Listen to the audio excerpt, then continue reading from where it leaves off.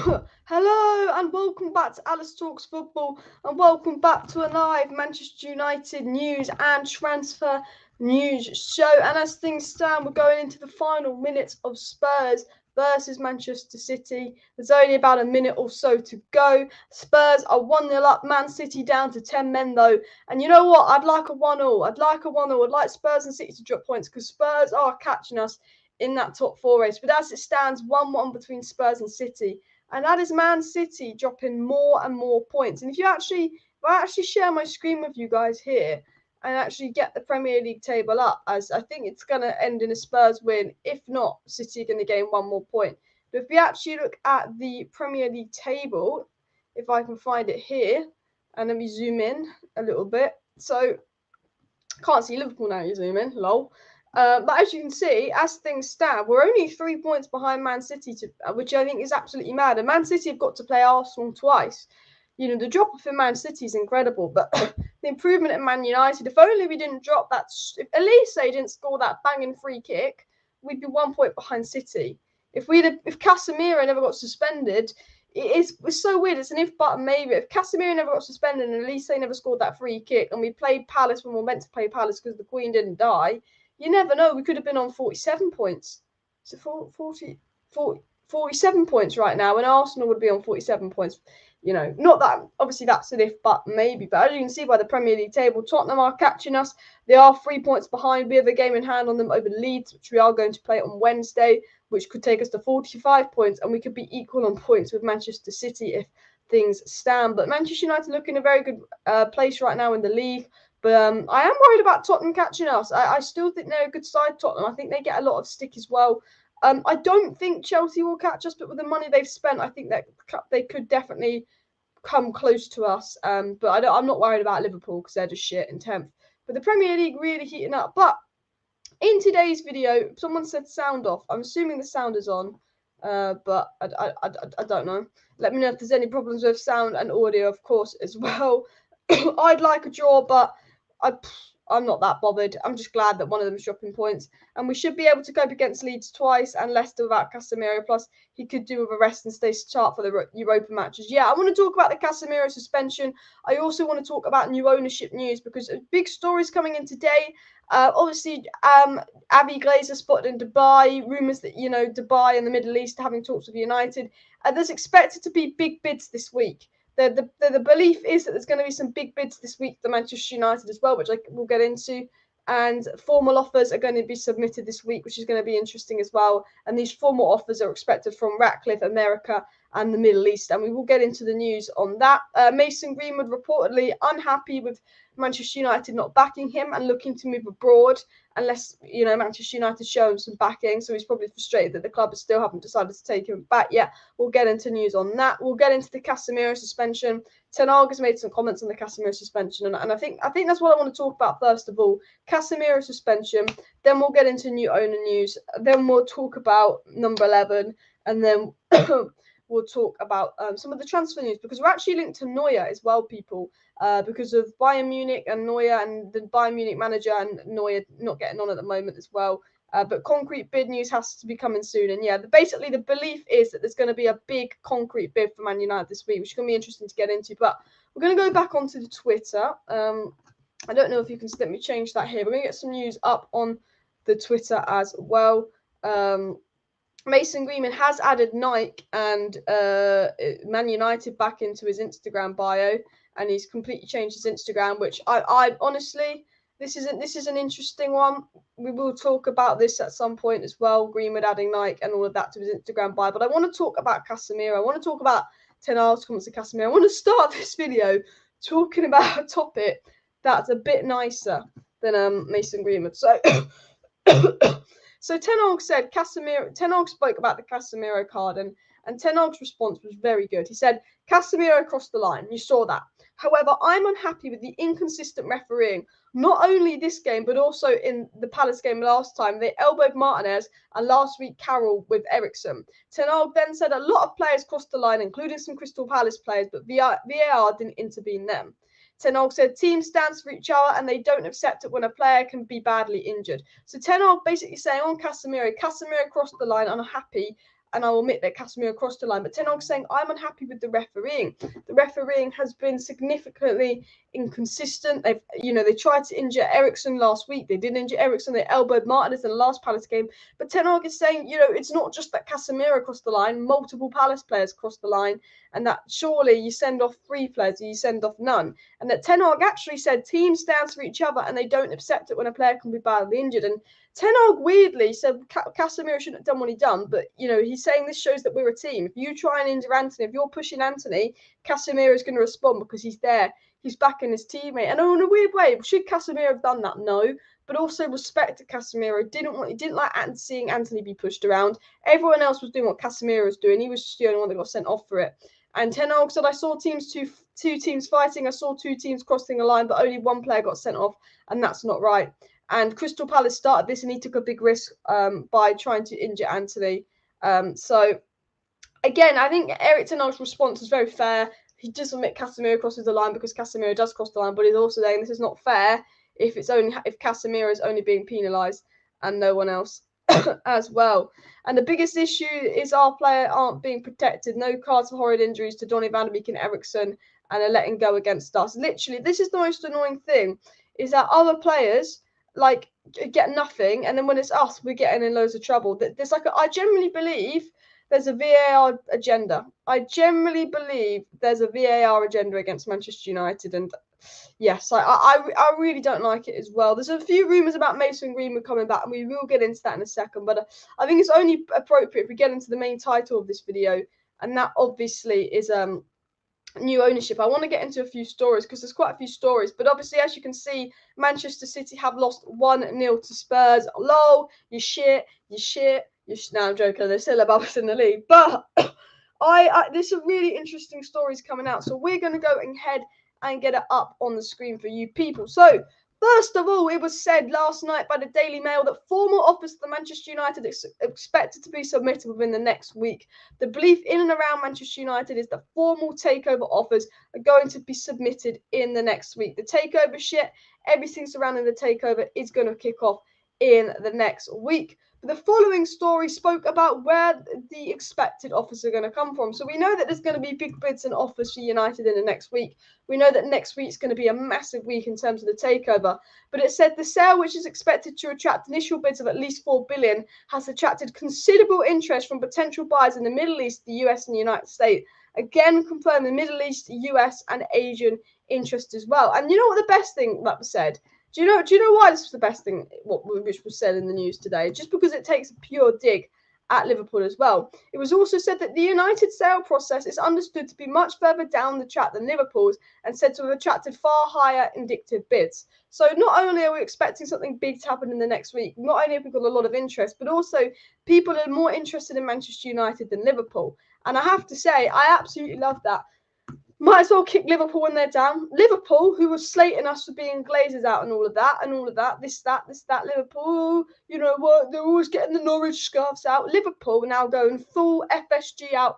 Liverpool done with FSG. Liverpool want FSG out. Liverpool fans are not happy. And the best bit about it is they want new owners, but because the Glazers, and this might have been the only good move the Glazers have ever done in the history at Man United, the Glazers went, well, Liverpool could be getting a sale, so let's announce that we're for sale 2 weeks after Liverpool announced they're for sale, so we get all Liverpool's potential buyers and do one over on our rivals. Ha ha ha ha. Smart move by Glazers because, yes, Liverpool's a better run club. Yes, value for money, sustainability, there's more there at Liverpool. United need a new stadium, United need new facilities, United have got all this debt, but Manchester United is a bigger brand than Liverpool. United have reportedly, statistically, over 600 million fans globally. Liverpool have 100 million fans. Manchester United have a fan base 5-6 times the size of Liverpool's globally. Manchester United have a social media following double the size of Liverpool. We sell more shirts. Even though they're in their best era and we were in our worst era, we still sell more shirts than them. We still make more money than them. We still have more fans than them. So United is a lot more attractive than Liverpool. And I always think that's funny because Liverpool fans will be absolutely crying over that as well. We will get into some more new owner news and we will get into the Greenwood news in just a second. But all the buyers from the Middle East, the US and Asia, no, they're not really that interested in Liverpool. There's news that Liverpool are going to get a partial stake. They're all interested in Manchester United. It was also said, and this was the interesting bit, and we are going to get specifically into the Dubai news in just a second. But it was also said the Glazers have been busy marketing the club for the sale. Co-owner Avram Glazer flew to the World Cup in Qatar, where he said to have several informal meetings with potential investors. Now, we spoke about this on the channel. Why was Avi Glazer in Qatar? They don't care about football. We've been talking about for a while. Why would Avi Glazer be in Qatar? And we all knew he was in Qatar because all the footballing people from the Middle East were in Qatar. American businessmen like Elon Musk were in Qatar. A lot of rich people from Asia, China were in Qatar.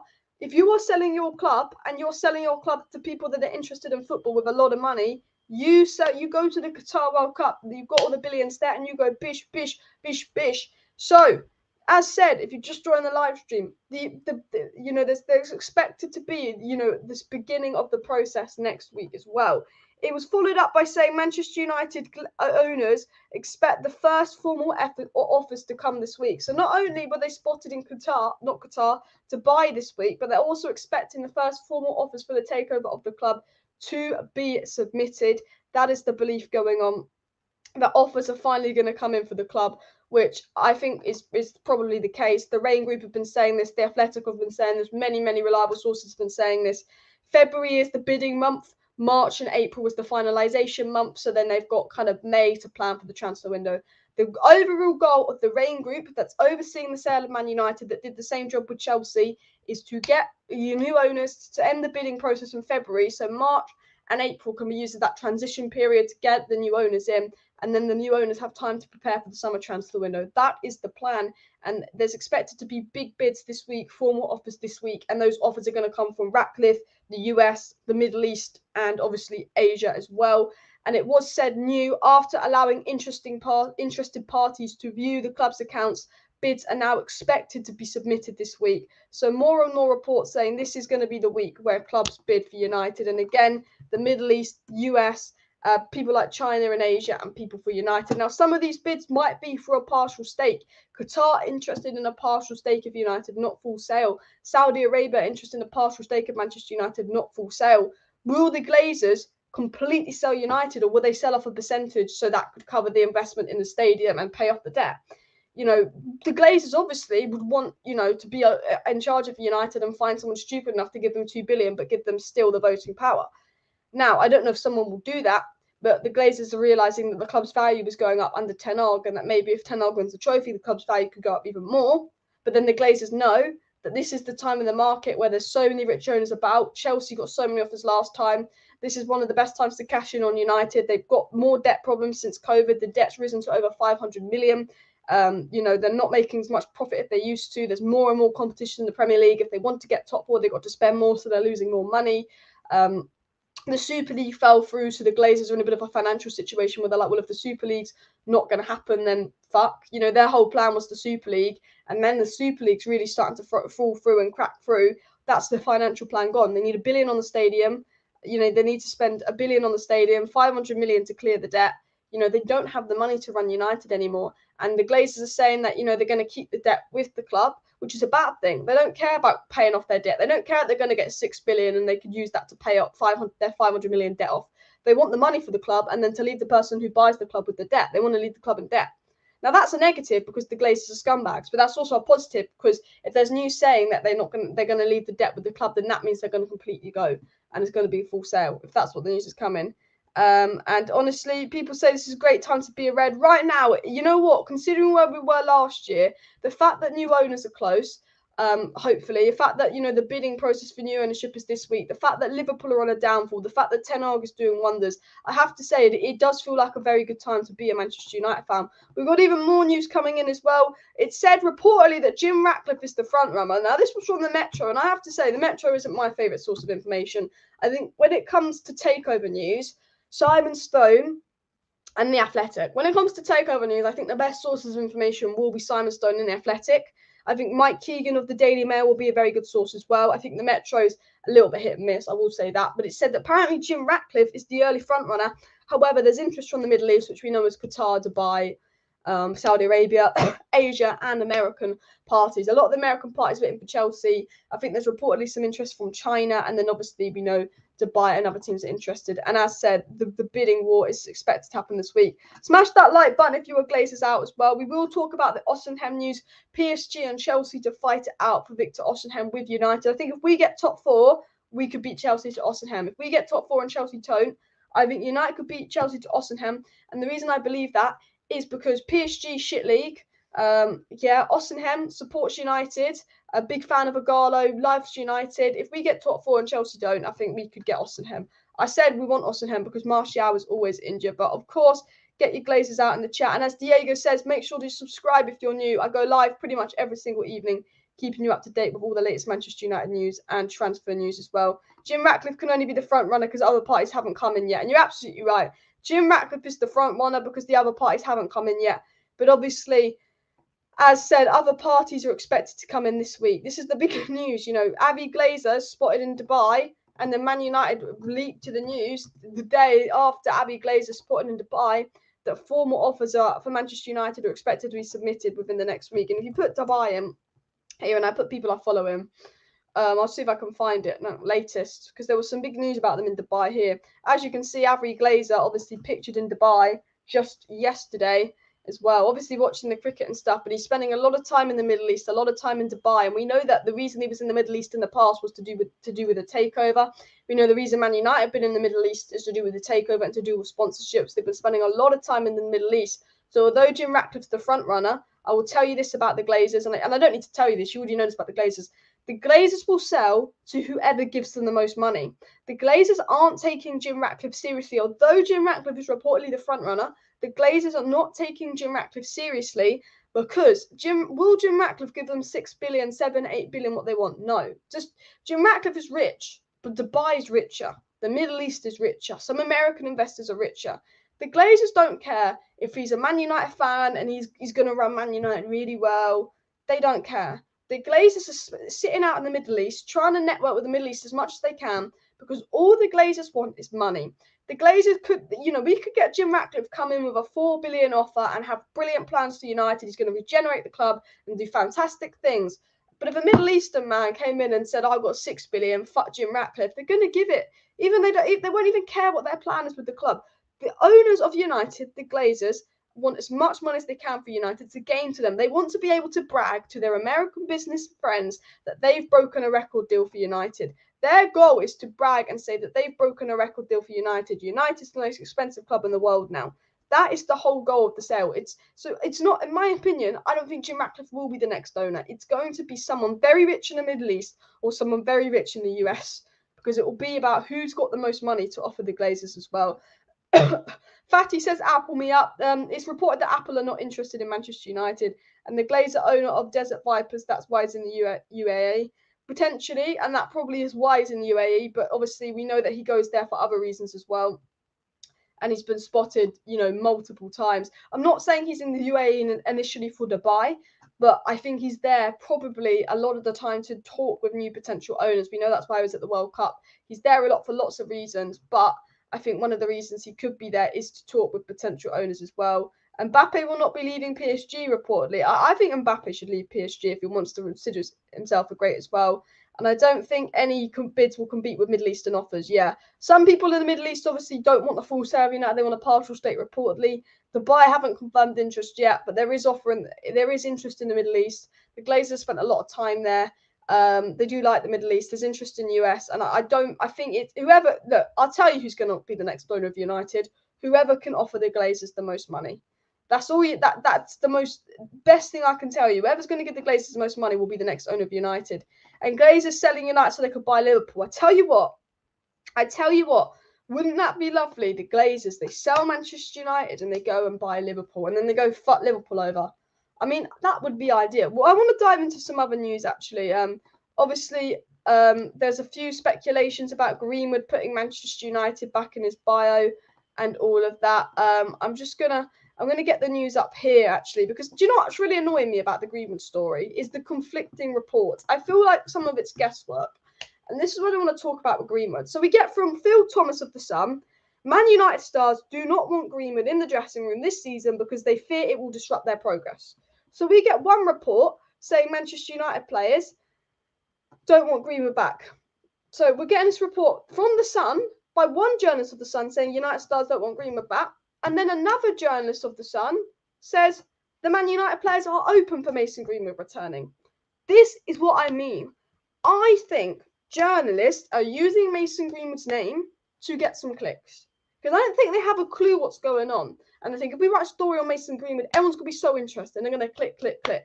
Because how can one writer from The Sun say that the Man United players do not want Mason Greenwood back, but another from The Sun saying they're open for Greenwood to come back? It's like, right, now, my opinion with this, again, wait for The Athletic, wait for Simon Stone, wait for someone that's not from The Sun. Because I tell you something, The Sun is shit. And The Sun are the one doing a lot of reports on Greenwood. And, part of me thinks, yeah, they're the one that got the statement for Greenwood. Yes, The Sun have been connected to Greenwood in the story. But are their journalists just finding any odd news, not even mattering where the source is from and saying it? Because it's really contradicting each other. But this one has obviously come from The Sun as well. But this one is more believable because it doesn't contradict. Mason Greenwood would consider a move to China to revive his football career if Manchester United end his contract. The 21-year-old is reportedly unhappy the club didn't stand by him. News is coming in that he's unhappy the club hasn't stand by him. He's unhappy he hasn't been asked to come back right away. La-di-la-di-la-di-la-di-la. I'll be honest with you. You could say, well, look, Arsenal stood with Thomas Partey. They didn't suspend him, la-di-la-di-la. And Thomas Partey doesn't get anywhere near the amount of grief as Mason Greenwood gets, because Arsenal stood with Thomas Partey and protected him. Whereas Greenwood gets a shit ton of grief because I do think that, one, the audio, and two, obviously, maybe if you'd come back to United and they'd act like nothing happened, maybe you'd get their grief. But I sit there and go, when you hear that audio, you can't blame them for suspending him. You can't blame them for suspending him. What I think will happen is he'll be sold abroad. I don't think his contract will be terminated. That will cost Arnold Murta the club money. Man United don't want to do anything that's going to cost them money. He won't mutually agree to terminate his contract. He'll probably return, but not to the team, and probably be sold abroad to China, I think.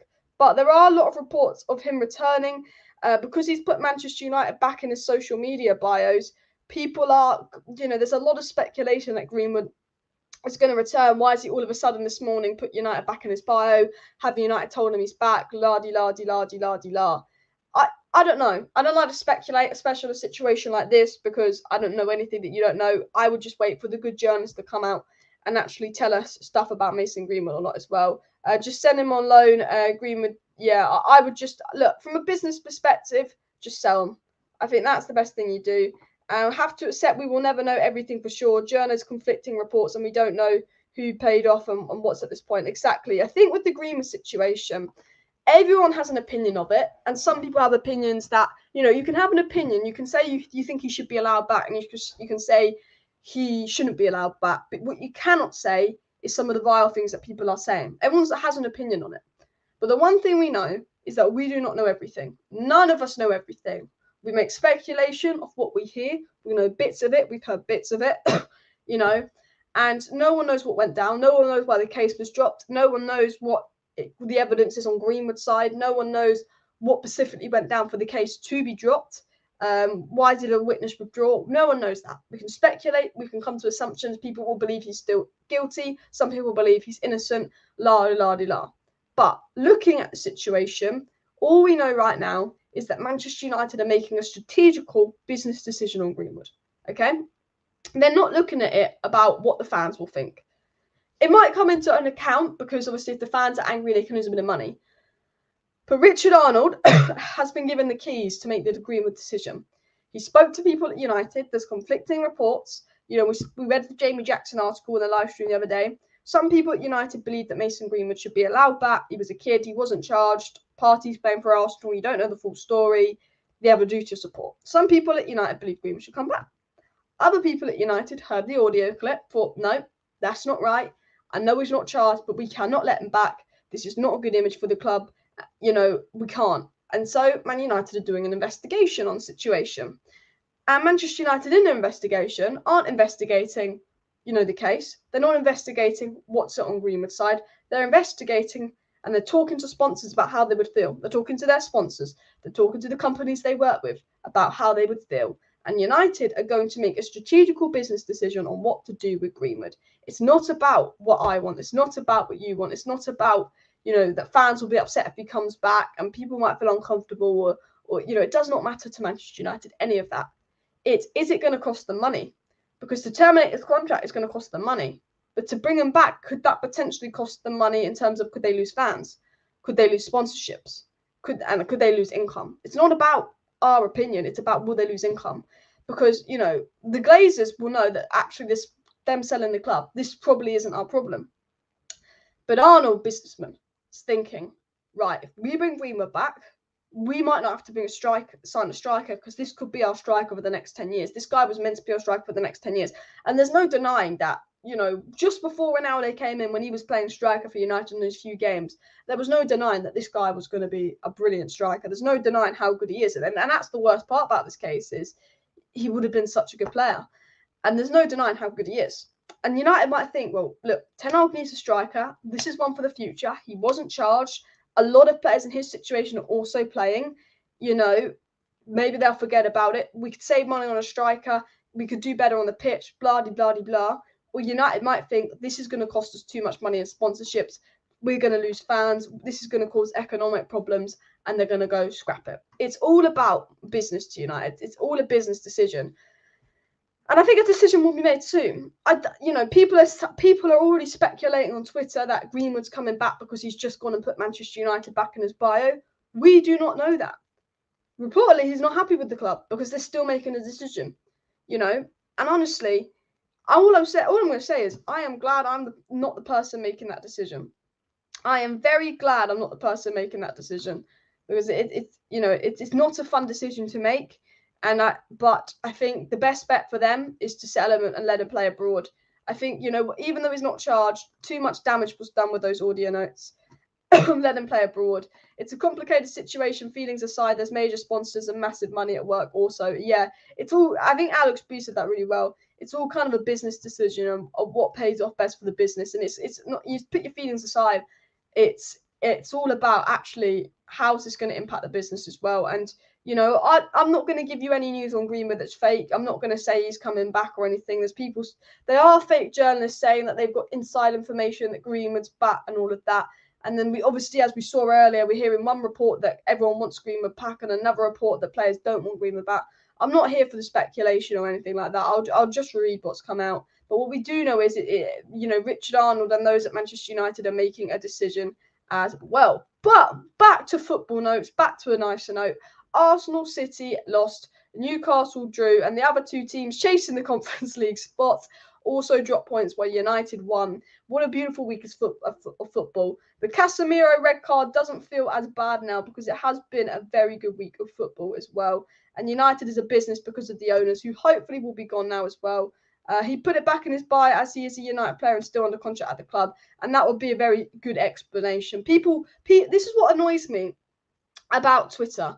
Is Greenwood puts Man United back in his bio, and then, oh my God, guys, I just got inside information. Mason Greenwood's coming back. It's like, you don't know anything. You don't know shit. Just because he's put his thing back in his bio doesn't mean he's coming back. As Nick said, it's probably because he's under contract at the club. There's definitely believable explanations for that as well. And it's mad. Guys, we're 16 likes away from 200 likes, so please do hit that like button. And, of course, subscribe down below as well. To the channel. I go live every single evening. We've got to watch along to Manchester United versus Leeds. I have to say, talking of the match, Sabitzer and Fred look good in the pivot. Sabitzer and Fred look really, really good in the pivot. And I found a tweet, actually, if I can find it. If I can find it here. I found a tweet. I think I liked it. I'm hoping I liked it. Otherwise, it's not going to come out. And I think this was a really good way to describe it. And it said, would recommend everyone having a watch of the last 20 minutes of the game yesterday. Fred and Sabitzer were phenomenal at covering grounds for spaces, and Rashford made 3-4 tackles and held the ball in the corner well a couple of times, and Shaw was phenomenal at time wasting. Shaw's game management was so good. There was a couple of bits that weren't ideal, but the way we managed those late minutes was so much better than we used to.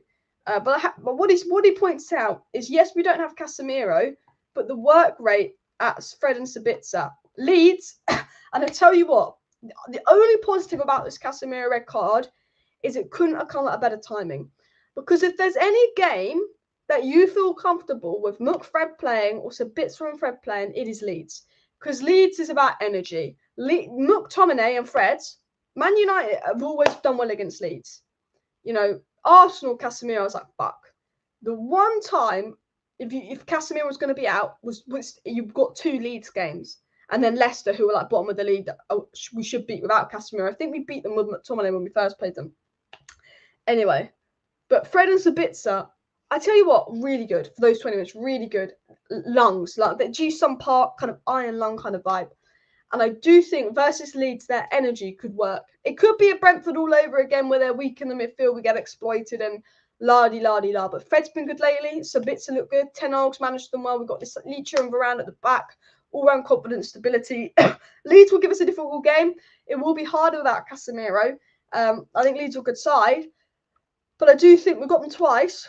But I do think Fred and Sabitzer could work. I do. I think because Leeds are a high-energy team and we've got a high-energy midfield. And I think it could really counter Leeds. And obviously Leeds losing Carbon Felix as well. They're not as good as they were Leeds, to be honest, as well. And I think Leeds potentially in the relegation battle as well.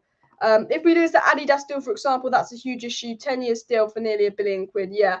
I mean, look, if Adidas could pull out of Man United, potentially with the Greenwood situation, but I think it would be unlikely. But I think that's what United are weighing out, going back to the Greenwood situation. But I do think Sabitzer was good as well. People compare Sabitzer to Eriksen, but Sabitzer's more physical and energetic. And I do think from a defensive perspective, Sabitzer could work better with Fred. I do think that if Pep is under pressure to win the UCL and Arsenal are bottle jobs, the Prem is ours. You know what? I hope, I beg, I wish, but I'm not 100% sure. Sabitzer adds stability to Manchester United's midfield, says Daniel, 100%. I tell you what, I'm so glad Eriksen didn't get injured just after the deadline. Do you know what the annoying thing about the Sabitzer signing is? If Eriksen didn't get injured, we'd have never got Sabitzer. And it's just like, well, we could have got Sabitzer all along, and United were trying to make out that they couldn't back Ten Hag and they couldn't do anything, and they were trying to make this and this out. And it was just like, when you actually think about it, and when you actually look at it, Man United could have backed Ten Hag, and we could have had Eriksen and Sabitzer if Eriksen didn't get injured. And it's just a shame that Man United only want to do stuff when a player gets injured as well. They only want to do something. I want to see Sabitzer playing 10 when Bruno dropping into midfield. Potentially, we could see that now. Potentially, there is potential. There's a bit of a tongue twist there. Reportedly, there's potential for Lindelof to play DM. Now, I think versus Leeds, it's going to be Sabitzer, Fred pivot with Bruno as a 10, and Sabitzer's just going to be Casemiro, but him and Fred are going to be more defensive. However, Ten Hag, last 2 games, has been subbing Lindelof as a 6. Did Lindelof do a good job? Yes. Do I think Lindelof could do a good job as a 6? Yes. Do I think Lisandro Martinez could do a good job as a 6? Yes. Because I think they're coached well by Ten Hag and they understand Ten Hag's system. I think they could do a job as a 6. However, I do think it will be Sabitzer and Fred that play in the pivot. Some people saying we could try Martinez DM. Some people saying we could try Lindelof DM. I think that Ten Hag will probably go with Sabitzer and Fred because of what they did in the second half. Maybe he'll go with back 5. I don't think he will, to be honest. There's a lot of people that you could try at a DM, and what I like about Ten Hag is you don't know what he's going to do. You might stick Lindelof as a DM, you might stick Martinez as the DM. You actually cannot predict what Ten Hag's going to do. He's a madman. He likes to change things up, and I like that about Ten Hag. I really do, and I think we'll manage without Casemiro for 3 games. We didn't play Casemiro we didn't start Casemiro in 4 games that we won this season.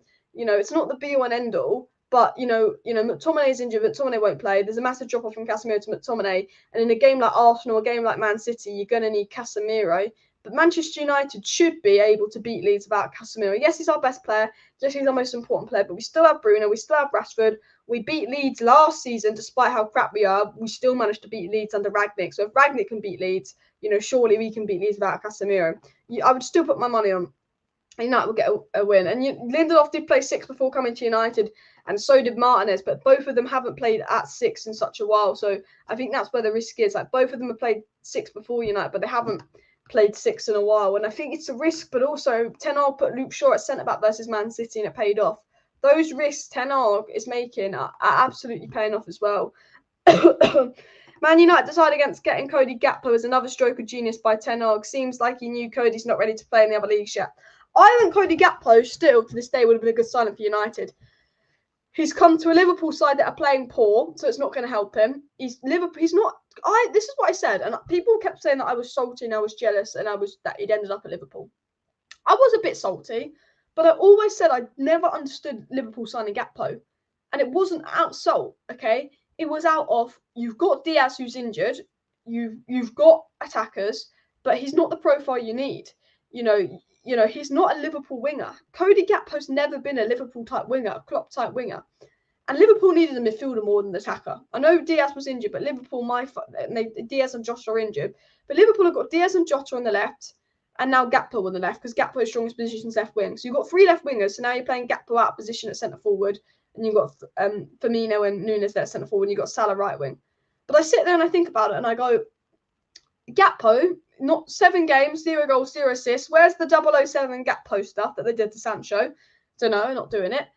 But I think he would have been good at United in Ten Hag's system, because he's gone to a Liverpool side that aren't scoring goals. It's not just Gakpo, no one at Liverpool scoring. Rashford, I tweeted today, has more goals than Liverpool this season.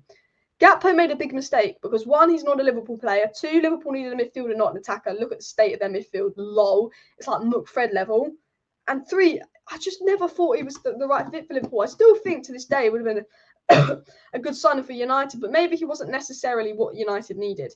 I think with Gakpo was an interesting one because I'd like to make United, but the more and more I think about it, I still wish we'd have got João Felix. I think we really needed someone that could have played centre forward. I still wish to this day, because he looked good in that little bit of time he played for Chelsea, I still wish to this day we would have got João Felix as well. Wan-Bissaka, Varane, Shaw, Malacia, Fred, Martinez maybe. We could potentially see that. Maybe Luke Shaw playing centre-back versus Leeds and Martinez playing DM. I think Martinez, Lindelof, also Sabitzer will play in that Casemiro role. It'll be interesting what he does. McTominay is injured. I don't think he's going to drag Maino in. I'm really intrigued to see what he does versus Leeds as well. And City and Arsenal melting. I tell you what, I hope City and Arsenal get some draws and Arsenal fuck up to Brentford.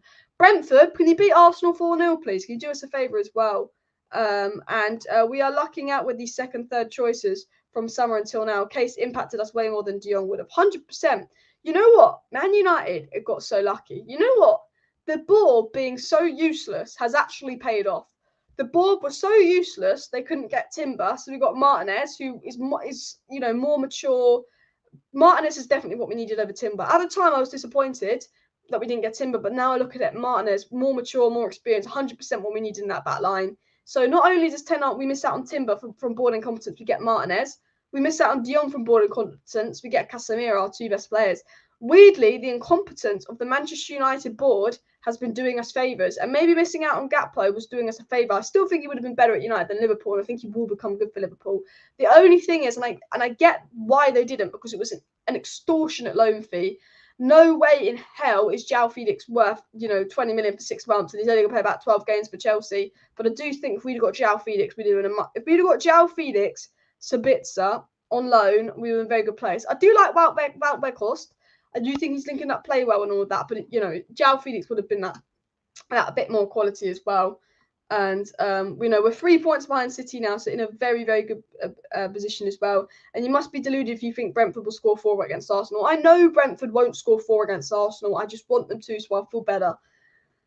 And our season could be so different. Imagine a Timber and De Jong. I still think they would have been good signings, but I think Martinez and Casemiro was exactly what we needed. And maybe we have lucked out in that sense as well. 160 million for 4 years of Felix. It's just mad. Felix, good player, but one of the most overrated and overpriced players in football. Good player, good quality, everything. Benfica got a shit ton of money for him because Benfica know how to do business. Benfica are smart. Look, Benfica signed Enzo Fernandez for 10 million, sell him for over 100 million. They get Felix through the academy, sell him for mad money. Sell Nunes for like 80, 90 million. Benfica, I tell you what, Ben Brains. Tell you what, new owners of Manchester United, whoever's working at Benfica, who's ever in charge of all of this stuff going on at Benfica, whoever's the next owner of United, go rob Brighton and go rob Benfica and figure out what they're doing in the transfer market. Because I tell you what, one area we need to improve is recruitment.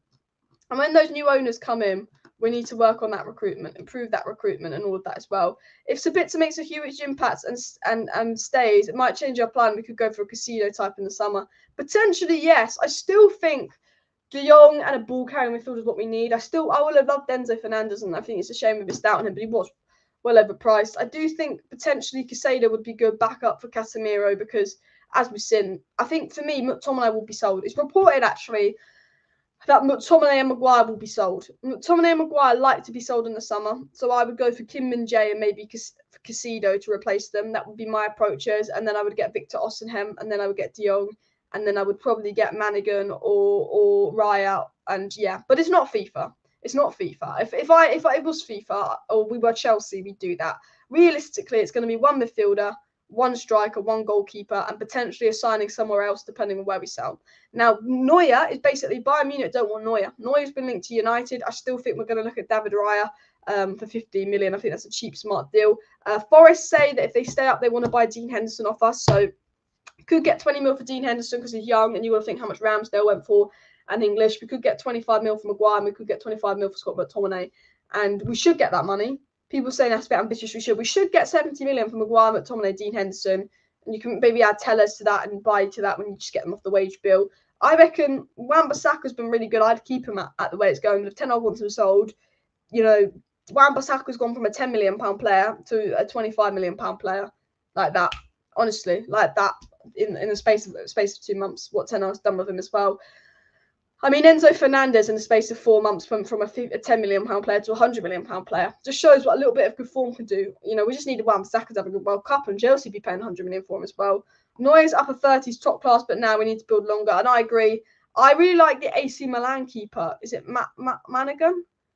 I've only watched him a few times, but they've got a good keeper as well. I mean, there's some really hidden gem keepers in Serie A, actually. Really hidden gems. I do like Diogo Costa, even though he had a poor World Cup as well. And we just paid the price for Anthony to get the man on board. Is stupid. Anthony's a £40 million signing, and the board was just stupid. Absolutely stupid as well. I hope Forest stay up so we can sell McTominay. I think we will sell McTominay and Maguire, at least one of them. I think we'll sell at least one of them in the summer as well. And Romero plays Europa League. Europa League, plays a clean sheet. Oh, what a shot. I'm not a clue what you're on about. Not a clue what you're on about by that comment as well.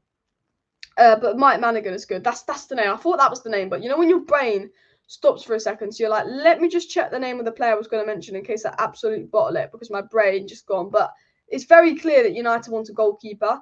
It's very clear that United want a midfielder, and it's very clear that United want a striker. And I think, my dream is Victor Osimhen. I think Victor Osimhen would be the perfect, brilliant signing for United, but it'd be interesting to see what we do. I do want to get into a few other bits of news going around as well. News about United and for Victor Osimhen. Chelsea and PSG will rival us for him. I think that's dependent on top 4.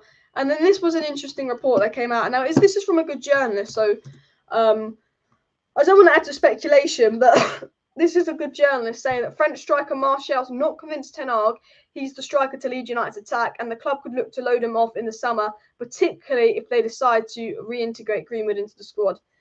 I think we'll sign a striker and Martial will be back up, or if Greenwood comes back and starts firing, we sign a striker, Greenwood's back up, Martial's fucked off. The one thing with Martial is I think he's a good player, and I like Martial, but he is so unreliable. The fact that he played 30 minutes and then got injured. Martial's not started more than 3 games in a row for United. He's not played a single 90 minutes for United this season because he keeps getting injured. And, Ten Hag likes Martial, Ten Hag rates Martial, we rate Martial, cool. But he's so unreliable that I think I'm at the point with Martial where you've just got to be like, mate, we need a new striker, you need to fuck off, because he's just being too unreliable as well. I'm just going to see if there's any news that's popped out before I do my next video. Sorry, before I end the live stream, I want to just see if any news has come out as well. Look, this tweet that Ten Hag said he admires City and Liverpool, but eras have got to come to an end. Ten Hag was not lying, but no breaking news has come out while we've been live as well. But I do like this. The team stands for each other. They don't accept it when a player can be badly injured. And Ten Hag's still backing the kind of decision of Casemiro as well. Martial has to go. No use if he never plays. Exactly. Like, I do like Martial, and I do think there's quality there, but he's just always injured, and I think that's it. Alice, what's your opinion of PSV Xavi Simons? I think he's going to be a very good player. I've not watched loads of him. I'm aware of him. I've seen bits of him. I think he's going to be a good player. If De Gea signs a new deal, not sure I can see much business for a goalkeeper until the following Jan. Yeah, I did think that myself, but reportedly he's halving his wages and would potentially be a second keeper. We'll have to wait and see what happens in the summer, because good outlets are saying we want a goalkeeper. However, it's very early. We haven't got new owners in. These good outlets could just be doing guesswork and assuming what we want as well. But yeah, a lot of people talk about Xavi Simons for PSG. Very good player, very good potential. I mean, PSG have got some absolutely really good players there. I think PSG will win the Champions League this year. Do you know what's funny?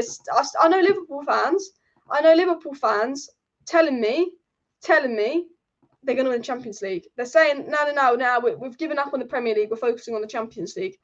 If Liverpool win the Champions League, I'd be absolutely shocked. There's no way in hell they're beating Real Madrid. I'm sorry. There's just no freaking way. They are shite. And delusion in that fan base is scary. Absolutely scary as well. David De Gea made some sweet saves the past few games. He has to be fair. David De Gea has been playing very, very good as well. And I think Ten Hag does like Martial and he does rate Martial, but it's like he can't stay fit for 2 weeks at a time. It's the most annoying thing about Martial is he cannot stay fit for more than 2 weeks at a time, and it just absolutely winds me up. Absolutely winds me up. Martial just signed a new contract with the NHS. Ironically, the one time Martial was fucking good and fucking consistent for United was when he had NHS on his kit. You know, he should be the NHS sponsor. It's so infuriating as well. Real Madrid did lose to Mallorca today, which is probably giving Liverpool some confidence that they can do something versus Real Madrid as well. But I don't think so. I will talk about it though. Let's get into the last bit. The Manchester United fixture list. Okay. So coming up, Leeds Wednesday, Leeds Sunday, aka police have to double their number of staff match because Leeds fans nasty. Then we've got Barcelona. Casemiro is going to have a nice week and a half rest for Barcelona, but Lisandro Martinez is suspended, so 1 positive, 1 negative. Then we've got Leicester. Last game about Casemiro, but Leicester is shit. Then we've got Barcelona again. Casemiro have a nice week's rest, pumping for Barcelona. Real Madrid, man. Barcelona. I trust Ten Hag in big games, but they're playing very, very good stuff at the moment, Barcelona, I have to say, and they spend so much money they should be. Then we've got the EFL Cup final against Newcastle. Casemiro's had a bit of rest for that. Newcastle only have 3 games. We have about 6 games between them. That's the annoying thing. Newcastle will be well rested. Brentford is postponed, thank God, because I'm still scared to play Brentford from last time. Then we've got West Ham. And you know what? Just rest. West Ham, good side. But let's rotate a bit because Liverpool, we want to beat them. Because that's a 6-pointer for top 4. Not that I think Liverpool will get top 4, but we've got to beat Liverpool at Anfield. So rest them for West Ham, Liverpool at Anfield. Depending on if we beat West Ham, depending on if we beat Barcelona, we'd have Europa League games here as well. And then I actually think we've got a good end to the season. Winnable game, tough game, winnable game because of shit. Tough game, but we always seem to win versus Spurs. Winnable game. Tough but winnable. Like if I actually look at our remaining games, we've basically Liverpool is shit. Newcastle's probably our hardest game. Brighton will give us a good game. Chelsea is shit. Spurs will give us a good game, but hit and miss, and we're good against them. I do think we're in a very good position towards the end of the season, so we'll have to see where things go. But look, people, I am going to wrap up today's live stream, so please do smash that like button if you have not already, and of course subscribe down below to Alice Talks if you're new.